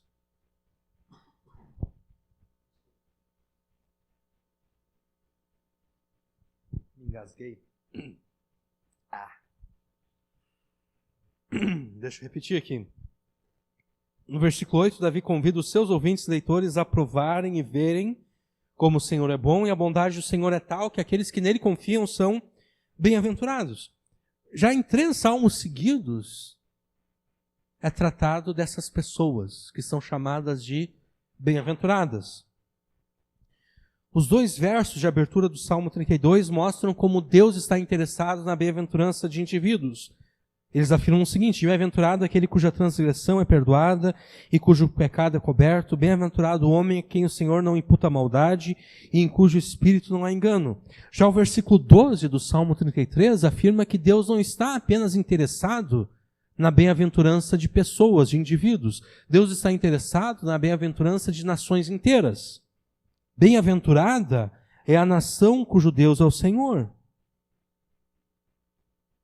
Então o Salmo 32 e o Salmo 33 falam das pessoas e de nações também que são bem-aventuradas. O Salmo 34 também demonstra o interesse de Deus na bem-aventurança de indivíduos. E se no Salmo 32 a bem-aventurança está no perdão dos pecados, se no Salmo 33 a bem-aventurança das nações está nas nações se converterem a Deus, bem-aventurada a nação cujo Deus é o Senhor, no Salmo 34 a bem-aventurança é confiar no Senhor, ou seja, confiar nas suas promessas, mas além disso, confiar nos seus mandamentos, nas suas leis, obedecendo os mandamentos e as leis de Deus. Versículo 9. Temei ao Senhor vós, os seus santos, pois nada falta aos que o temem. A consequência de temer ao Senhor, ou ainda a consequência de obedecer aos mandamentos e leis de Deus, é a seguinte: nada falta aos que o temem. Nada falta àqueles que confiam em Deus a ponto de obedecerem a Deus.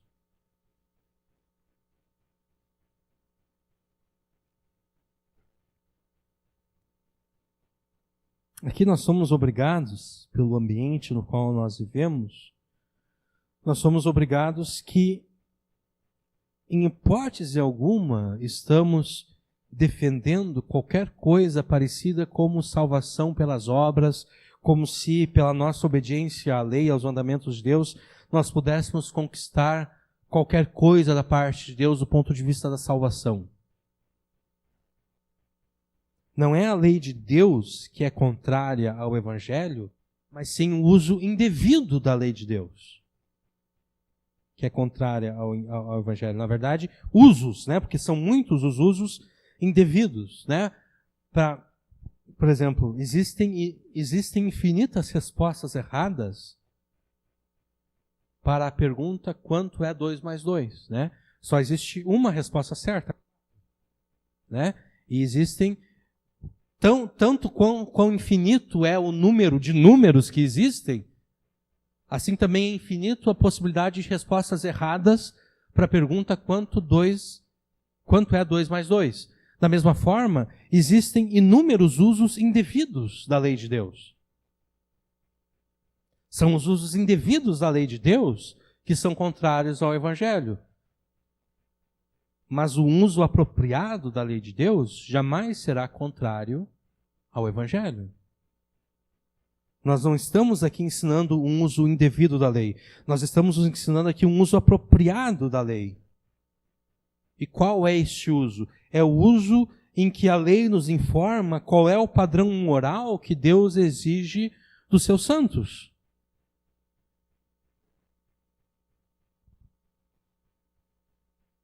É isso que nós estamos ensinando aqui. Temei ao Senhor, vós os seus santos, porque nada falta aos que temem. A consequência de temer ao Senhor, então, voltando ao que nós dizíamos antes, a consequência de obedecer aos mandamentos e leis de Deus é a seguinte: nada falta aos que o temem. Nós conhecemos e provamos a bondade de Deus, no versículo 8, por meio do nosso temor a Ele. Como é que nós conhecemos e provamos que o Senhor é bom? Temendo a Ele. Por quê? Porque nada falta aos que o temem.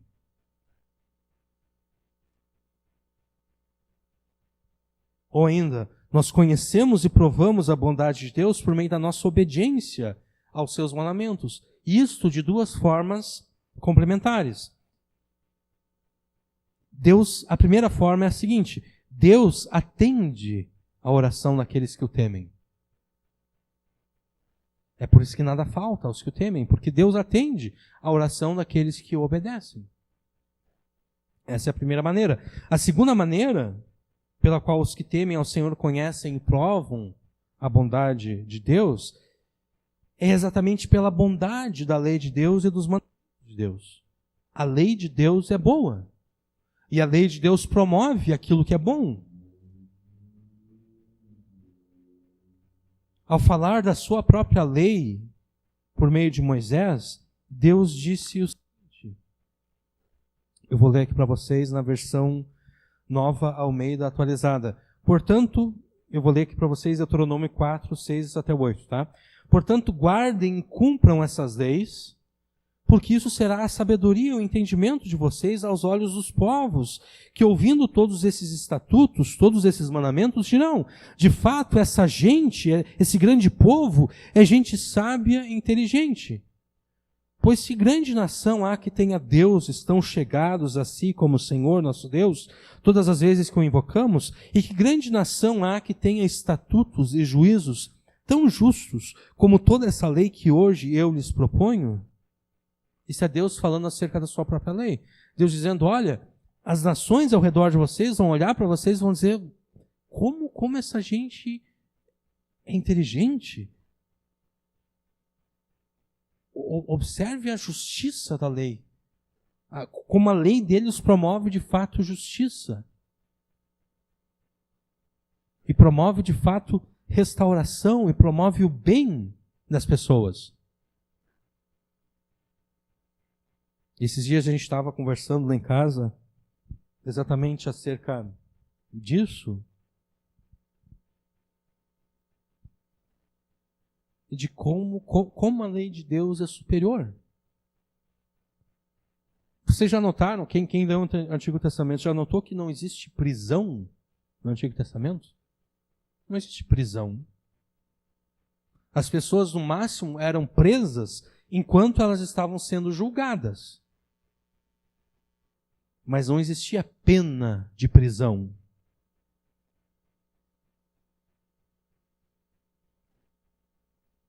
Existiam outras penas. Se a pessoa tinha cometido um crime digno de morte, a pessoa seria morta. E isso é bom. Agora, se a pessoa não tinha cometido um crime digno de morte, a pena dela era a reparação do mal que ela causou. Então, por exemplo, ninguém quer isso, né? Mas vamos dizer que todos nós que temos carros, os nossos carros são roubados. E digamos que nós não temos seguro.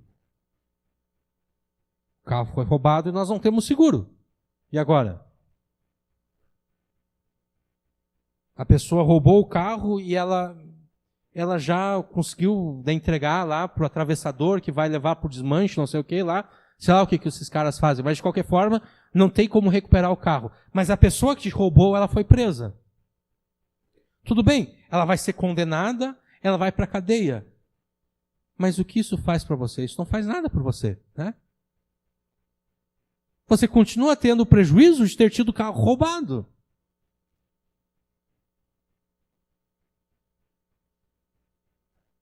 A lei de Deus não. A lei de Deus diz o seguinte: fulano de tal te roubou? Tá bom, então agora ele vai trabalhar. Ele vai trabalhar para que ele pague todo o prejuízo que ele causou a ti. E além disso, uma multa em cima desse prejuízo. Então, digamos que o teu carro, o valor dele era de 30 mil reais. Né? Um carro usado. Ele vai trabalhar para pagar esses 30 mil reais, que foi o teu prejuízo, e mais um valor em cima disso. Se eu não me engano, acho que dependia do valor daquilo que era roubado, mas tinha lá algo tipo 1/5 em cima do valor, 20%. Então, pagar o valor do prejuízo mais uma multa de 20% em cima do valor total. Isso sim é uma lei justa, né? Porque a pessoa está sendo punida, a pessoa que cometeu o crime está sendo punido, porque ele vai trabalhar, mas ele não vai trabalhar só para si mesmo, ele vai trabalhar para pagar uma dívida, e a pessoa que foi prejudicada está sendo ressarcida. Né? Num mundo onde a lei de Deus é a realidade, eu não preciso ter seguro, né? Eu não preciso pagar seguro do meu carro. Porque eu sei que se qualquer pessoa me prejudicar, é ela que vai arcar com o meu prejuízo. Como não é assim, então a gente precisa pagar seguro. Né? A gente precisa pagar imposto, né? Também em cima do carro. Né? Quer dizer, a gente tem que... Tudo que a gente ganha acaba indo para uma empresa privada, que é a nossa seguradora, acaba indo para o governo, porque a gente tem que pagar o seguro DPVAT, não sei mais o que, tudo isso para cobrar essas coisas que, na verdade, se a lei de Deus fosse colocada em prática, não haveria necessidade disso. Alguém já disse que...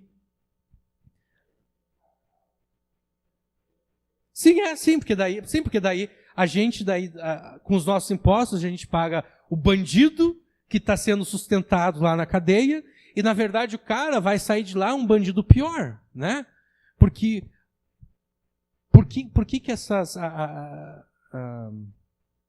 associações, vou chamar assim, essas associações do crime, tipo Comando Vermelho, PCC, por que elas crescem?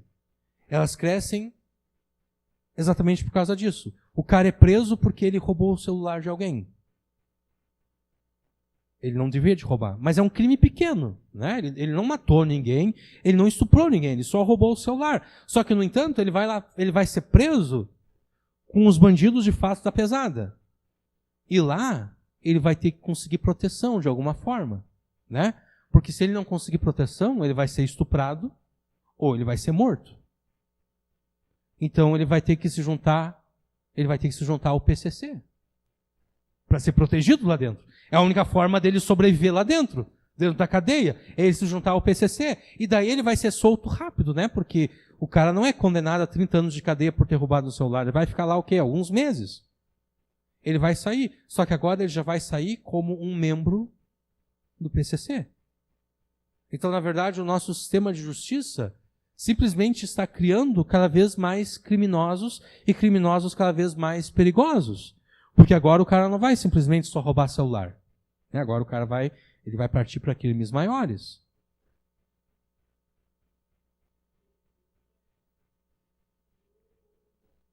Sim. Sim. É justo. Eu ia chamar de retaliação, mas não é essa a palavra certa. A restituição devida pelo mal cometido. Eu roubei de alguém, eu tenho que pagar o prejuízo.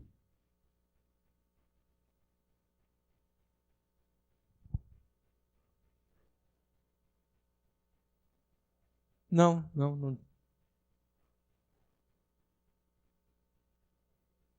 Sim. Uhum. Ah, eu não sabia disso, não. Vou ver depois. Então, a lei de Deus, a própria lei de Deus é boa e promove aquilo que é bom. Promove aquilo que é justo. Promove a restauração. Porque, de novo, o cara vai preso, depois o cara sai da cadeia com uma ficha criminal, né? Quem é que vai dar emprego para o cara? Na lei de Deus não existe ficha criminal. Na lei de Deus é o seguinte: tu roubou? Tá bom, tu vai trabalhar agora para pagar a dívida. Tu já trabalhou, já pagou a dívida, pagou a multa em cima do prejuízo que tu causou? Tá bom, agora é como se tu não tivesse feito nada. Tu tá livre para trabalhar. Só que a pena, a pessoa já cumpriu a pena, é como o perdão de Deus. Deus perdoou, acabou. Não existe mais nada. Na lei humana, não. Na lei humana, a pessoa foi presa por 1 ano, mas, na verdade, ela continua pagando o crime dela por toda a vida. Porque agora ela tem uma ficha criminal e quem é que, em sua consciência, vai contratar um ex-criminoso? Né? Alguém que foi condenado à cadeia? Ninguém. O cara vai ser condenado de novo. O cara até vai tentar levar uma vida justa, mas vai ser difícil dele conseguir emprego. No fim, ele vai ter que voltar à vida de crime de novo. A lei de Deus não. A lei de Deus, o cara terminou de pagar a dívida dele, pronto, ficha limpa. Ele está livre para trabalhar com as próprias mãos fazendo o bem. Ah, mas e se ele cometer crime de novo? Bom, se ele cometer o crime de novo, é burrice dele, porque ele vai ser obrigado a trabalhar de novo, não para si mesmo, mas sim para pagar o prejuízo que ele causou a outra pessoa.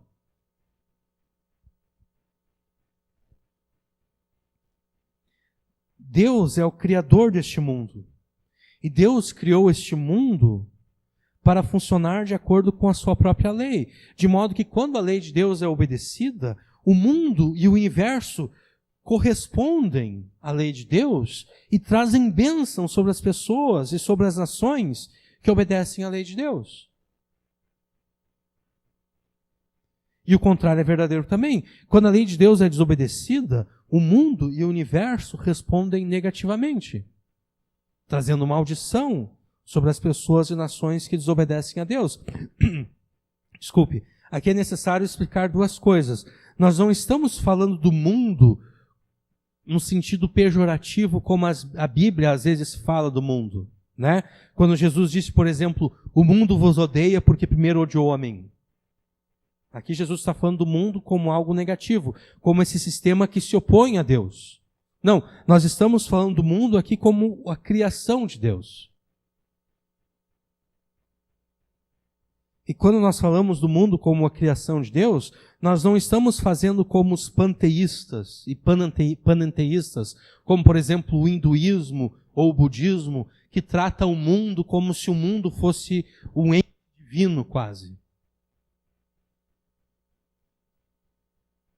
Como é muito comum hoje as pessoas hoje muitas vezes falam do universo como se o universo fosse Deus. Ah, o universo fez isso, o universo fez aquilo.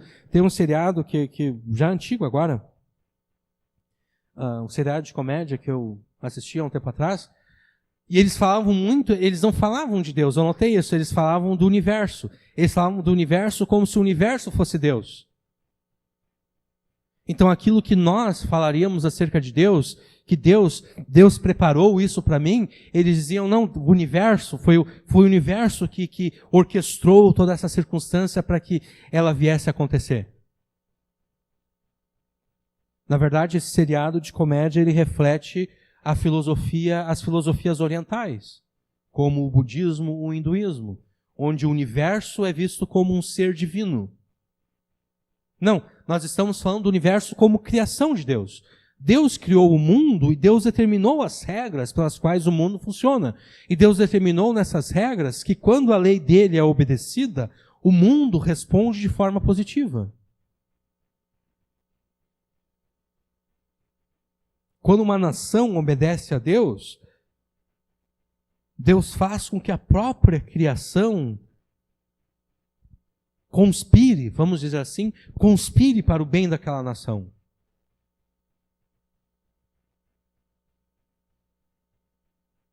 O exemplo mais claro disso nos nossos dias é os Estados Unidos. Os Estados Unidos foram fundados basicamente sobre a lei de Deus, sobre os princípios de Deus.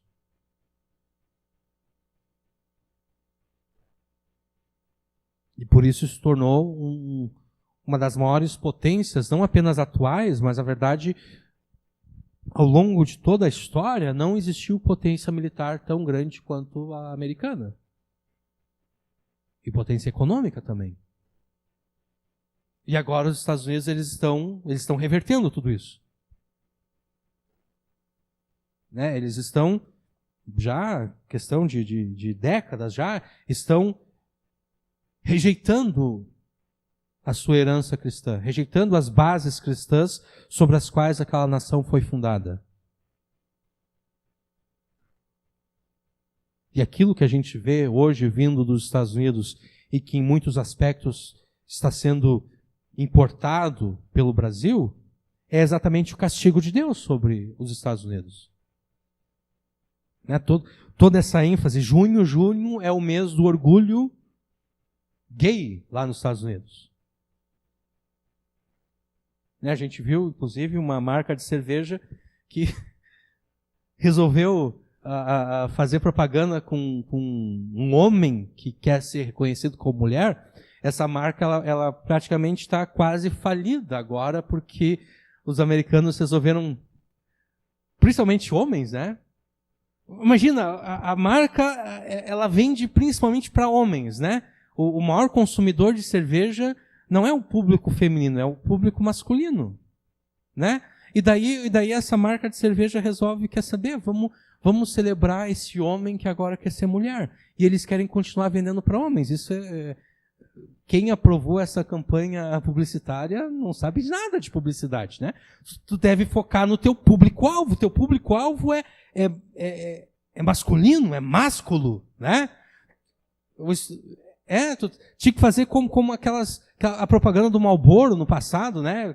O cowboy, né? Fumando o seu cigarro e tudo. É isso que tu tem que pegar. Os caras fazem o contrário. Mas de qualquer forma, todo esse movimento acerca do orgulho homossexual e transexual e qualquer outra coisa, na verdade, já é o castigo de Deus sobre os Estados Unidos. Porque lá em Romanos 1, Paulo fala que quando as pessoas rejeitam o conhecimento de Deus, o próprio Deus leva as pessoas a desonrarem os seus corpos entre si.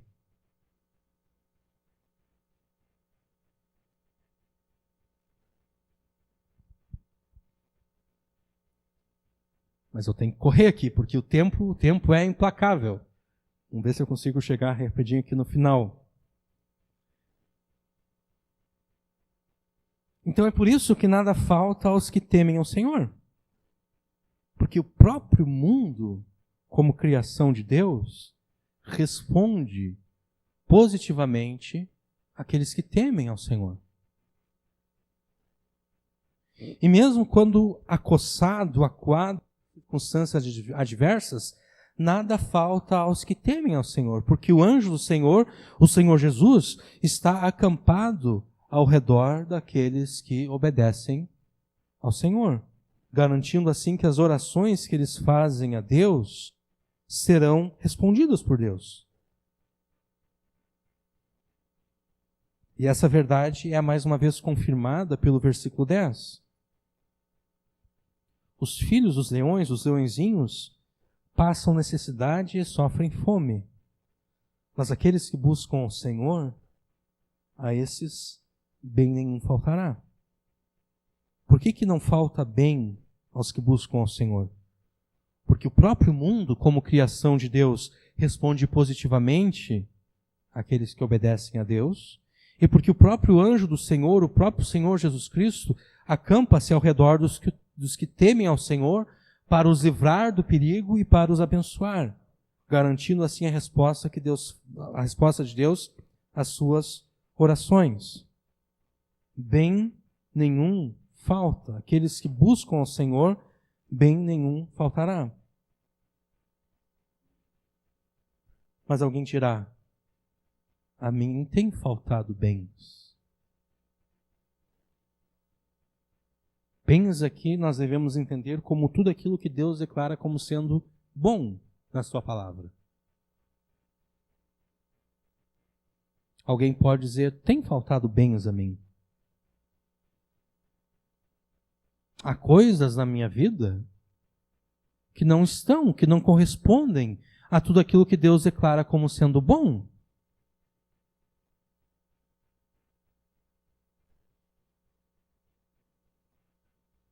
Como então aqueles que buscam ao Senhor bem nenhum faltará? Isso nós vamos responder na semana que vem.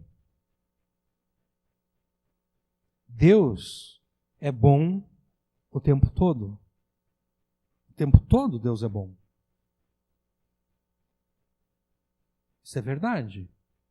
Mas não permita que esse clichê, dito de forma tão impensada, tão barata, tão trivial,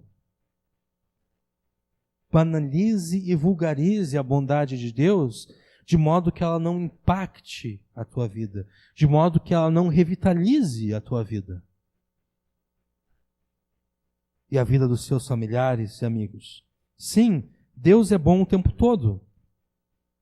Então não repita esse clichê como se fosse um papagaio. Não. Aproprie-se da bondade de Deus. Se você crê realmente que Deus é bom o tempo todo, então aproprie-se da bondade de Deus. Não se limite a meramente compartilhar essa frase no Facebook ou qualquer outro lugar. Não. Compartilhe se você quiser. Compartilhe a frase se você quiser. Mas de fato, aproprie-se da bondade de Deus.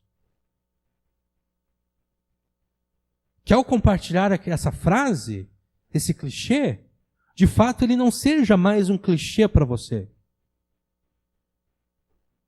De fato signifique algo para você.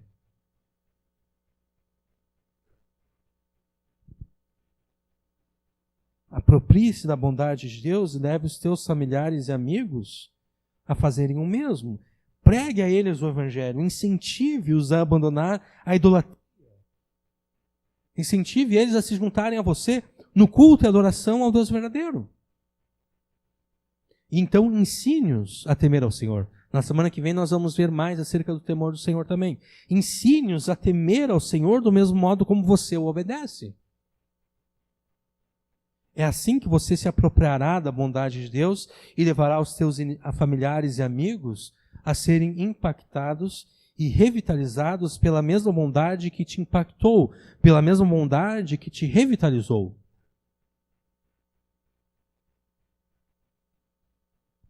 Assim como você foi e continua sendo beneficiado pela bondade de Deus, você deve garantir que os teus familiares e amigos também sejam beneficiados pela mesma bondade. Aproprie-se da bondade de Deus e leve os teus familiares e amigos a fazerem o mesmo. Como é que você vai fazer isso? Bom, convide-os a cultuar ao Senhor do mesmo modo como você o adore. Você deve convertê-los da idolatria deles para que eles adorem apenas ao Deus verdadeiro. E você deve ensiná-los a temer ao Senhor, assim como você obedece a Deus. Você deve ser um modelo de temor ao Senhor. Eles devem olhar para você e chegar à conclusão: o meu familiar, o meu amigo é um modelo de alguém que teme ao Senhor. Eu devo imitá-lo. Se eu quero temer ao Senhor, eu devo imitá-lo em todas as coisas que ele faz. É isso que Paulo faz, né? Ele diz: sede meus imitadores como eu sou de Cristo. Obviamente que Paulo não imitava a Jesus com perfeição, mas Paulo não apresentava as suas imperfeições como desculpa, né? Ele não dizia: não, irmãos, não olhem para mim, porque eu sou imperfeito. Não, Paulo sabia que ele era imperfeito na sua imitação a Jesus. Mas ele fazia uma coisa: ele esquecia as coisas passadas, ele reconhecia as vezes em que ele deixou de imitar a Jesus com perfeição, ele confessava essas coisas e ele deixava o passado no passado. E ele prosseguia adiante, então. E ele dizia, imitem a mim como eu imito a Jesus. Ele era imperfeito, sim, mas ele não apresentava as suas imperfeições como desculpa. Você também é imperfeito. Todos nós somos imperfeitos na nossa imitação a Jesus. Só que a gente não pode usar a nossa imperfeição como desculpa. Não, na verdade, a gente deve usar a nossa imperfeição como modo de nos corrigirmos. Se nós sabemos que somos imperfeitos, nós sabemos exatamente onde estamos sendo imperfeitos. E então nós podemos corrigir as imperfeições. Então, aproprie-se da bondade de Deus e leve os seus familiares e amigos a fazerem o mesmo. Como você vai fazer isso? Convidando-os a cultuar ao Senhor e ensinando-os a temer, convidando-os a cultuar ao Senhor da mesma forma como você o adora e ensinando-os a temê-lo da mesma forma como você o obedece. Na semana que vem nós diremos mais acerca do temor do Senhor e da oração. Mas não espere pela semana que vem para começar a apropriar-se da bondade de Deus e levar os seus familiares e amigos a fazer o mesmo. Comece a partir de agora, de hoje. Convide os seus familiares e amigos a cultuarem ao Senhor, como você o adora, e ensine-os a temer ao Senhor, como você o obedece. Amém.